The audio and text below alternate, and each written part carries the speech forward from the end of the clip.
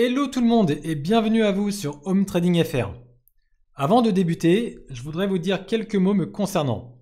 Je suis un home trader, c'est-à-dire un trader particulier, et je trade en compte propre depuis un peu moins d'un an maintenant. Ça veut donc dire que je ne suis absolument ni professionnel ni certifié. À mes débuts, un peu comme tout le monde, j'ai malheureusement fait partie des 80% de traders perdants durant des mois. Comme beaucoup, j'ai fait beaucoup d'erreurs. J'ai anticipé, je me suis laissé guider par mes émotions, par le FOMO, ou encore j'ai eu le symptôme du joueur de casino qui tente de se refaire, et là malheureusement, on creuse notre propre tombe, je pense que tout le monde verra de quoi je parle.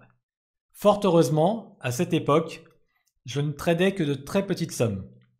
Fort heureusement également, en me lançant dans le trading, j'avais anticipé qu'il me faudrait des mois pour apprendre, comprendre et finir par devenir rentable.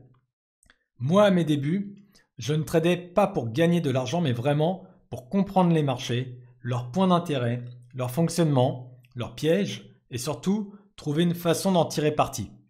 Et c'est comme ça que petit à petit, je me suis pris de passion non seulement pour le trading, mais particulièrement pour l'analyse des marchés, aussi bien sur le plan fondamental que technique.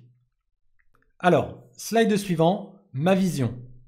Le but de la création de ce groupe Home Trading FR est avant tout de partager l'aventure du trading au quotidien, à vos côtés et en live.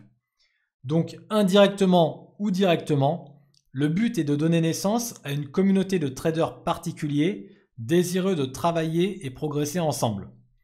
L'idée est donc d'avoir un endroit où on sera libre de collaborer de toutes les façons possibles, que ce soit ici sur YouTube à travers les sessions live, le chat ou les commentaires, ou sur le groupe Facebook, où chacun est libre de poster sa vision et son analyse. Du coup, vous l'aurez compris, j'espère voir un maximum d'interactions avec vous tous sur YouTube, et j'espère voir un maximum de posts sur le groupe Facebook, avec vos propres analyses sur tout type d'actifs, notamment sur ceux que je ne traite pas car ma liste est particulièrement réduite, comme on va le voir un peu après. Un point important, je peux me tromper ou oublier des choses, donc n'hésitez pas à me le signaler. Encore une fois, l'idée ici, c'est vraiment de faire un vrai travail d'équipe. Plusieurs têtes valent mieux qu'une, et ça, c'est bien connu. Enfin, un dernier point qui a son importance et que je tiens à préciser, je n'ai absolument rien à vendre ni à promouvoir. Et ça ne changera pas à l'avenir. Je ne suis affilié à aucun outil, aucun broker, et je ne suis absolument pas un vendeur de formation, loin de moi l'idée d'ailleurs, j'en ai pas la prétention. Encore une fois, le seul et unique objectif ici est de partager l'aventure du trading parce que je suis intimement convaincu que le collectif nous rend bien plus forts, particulièrement sur le plan psychologique qui est la partie la plus difficile du trading.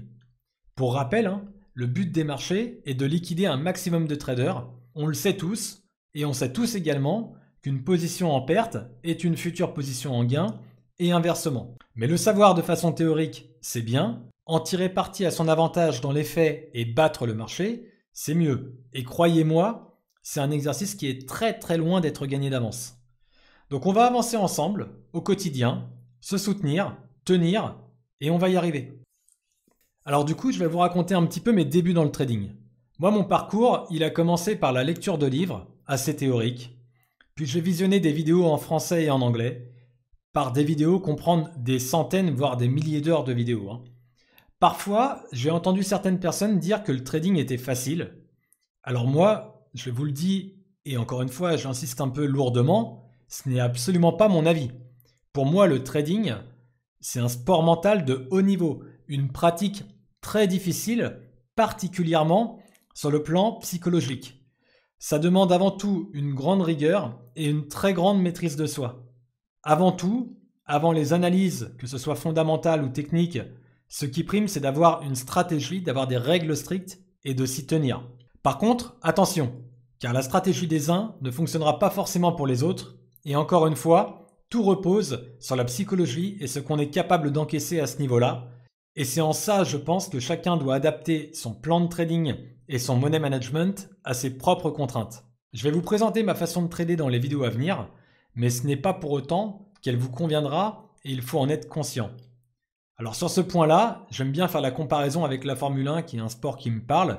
Vous l'aurez deviné avec le slide. Ce qu'on voit dans le sport auto, c'est que si on donne la voiture d'un pilote A à un pilote B et inversement, que chacun des deux pilotes a un style de pilotage différent de l'autre, il est probable que les voitures étant réglées différemment, aucun des deux pilotes ne soit performant au volant de la voiture de l'autre. Et ça, même si les deux pilotes sont des pilotes très performants au volant de leur propre voiture. En gros, je pense que si on donne la voiture d'Hamilton à Verstappen et inversement, les deux n'avancent plus et pourtant, ce sont deux excellents pilotes. Pour le trading, c'est un peu pareil. Et pour ma part, moi je n'ai pas eu le choix que d'essayer beaucoup de choses avant d'arriver à une vraie stratégie qui soit rentable pour moi et qui me convienne. Ok, alors slide suivant, celui-là s'intitule La recette miracle. Je vous parlais de rigueur il y a 2 minutes et pour ça, il y a des outils que j'ai mis en place et qui m'aident grandement au quotidien. Donc tout d'abord, le plan de trading.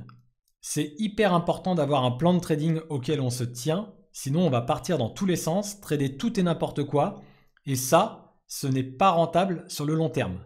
Dans ce plan de trading, on va pouvoir répertorier les règles qu'on se fixe, comme par exemple, quel actif on trade, quel objectif on se fixe, sur quelle échelle de temps, quel drawdown maximum on accepte, est-ce qu'on va s'interdire ou non la contre-tendance, à quel moment est-ce qu'on prend nos pertes, combien de trades maximum est-ce qu'on veut prendre par jour, etc., etc., etc. On pourra y revenir plus tard notamment durant les sessions live.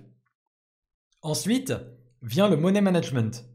C'est clairement un facteur clé de réussite et vous verrez que je vais beaucoup insister dessus. Il faut absolument avoir une stratégie de gestion des risques. Comme pour le plan de trading, je détaillerai plus tard en live mon money management et ma stratégie de couverture et de gestion des risques. Et puis, dernier point, tenir un journal de trading. C'est hyper important d'écrire de la data, de la statistique pour progresser et analyser notre travail. Pour ma part, je note tout depuis le tout premier jour dans mon journal de trading, que ce soit sur les comptes démo au début ou les comptes réels par la suite. Là aussi, on pourra revenir plus tard sur ce qui est logué dans mon journal de trading et je pourrais vous le présenter, voire vous partager le template si certains veulent l'utiliser au quotidien. Petit aparté, des erreurs, on en fait tous et j'en ferai encore forcément, le marché est impitoyable. Donc, il est très important de les analyser et ça notamment grâce au journal de trading. Le but bien sûr est d'éviter de les reproduire et on fera les post-mortem quand ça arrivera. J'espère le plus rarement possible et pas trop tôt, mais nul doute que ça arrivera malheureusement. Slide suivant, les objectifs. On doit tous en définir, c'est hyper important. Donc moi, je vais vous parler de mes objectifs personnels. Le premier, c'est mon objectif quotidien que je fixe à 2%. Selon le marché et mon sentiment, quand les 2% sont atteints, j'arrête de trader.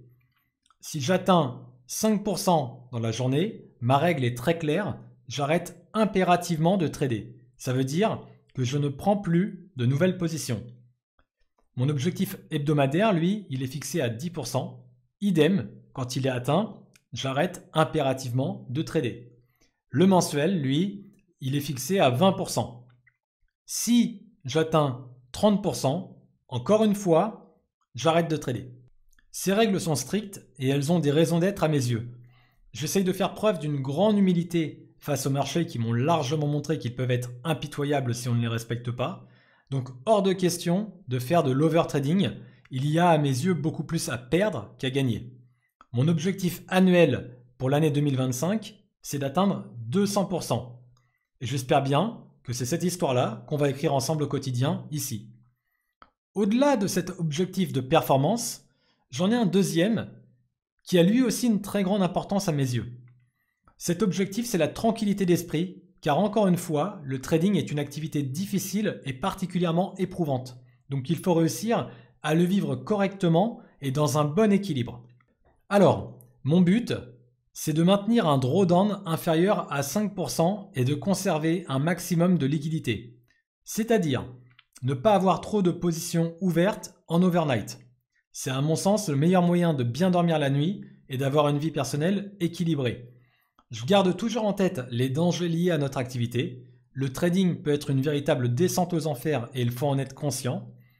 Le drawdown, c'est-à-dire les pertes latentes des positions en cours, lorsqu'il augmente, on le vit mal, et là, c'est l'humeur qui en pâtit, on stresse, la tête va mal, et donc il est absolument hors de question de vivre comme ça sur le long terme. Pour moi, par exemple, il est impensable que les pertes deviennent supérieures aux gains, donc je m'efforce de rester très prudent sur les marchés pour être un trader durable et rentable.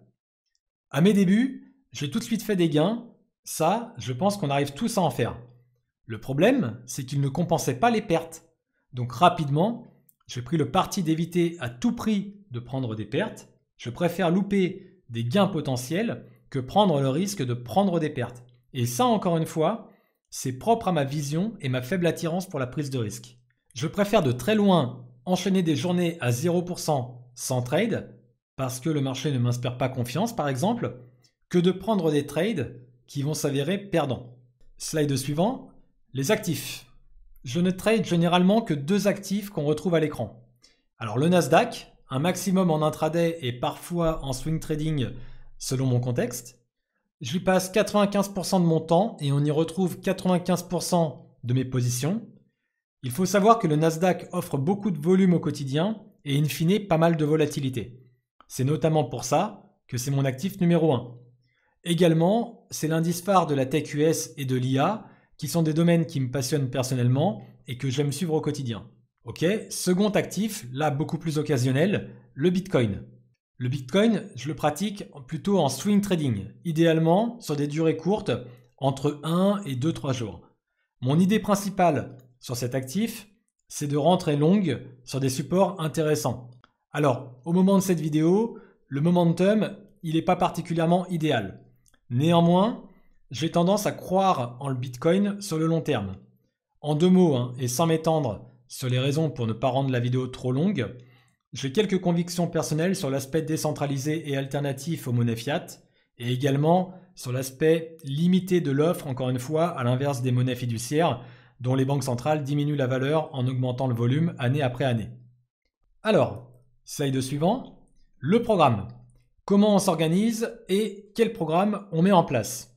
Je vais faire en sorte de faire un maximum de sessions morning live du lundi au vendredi, généralement à 9h30 le matin.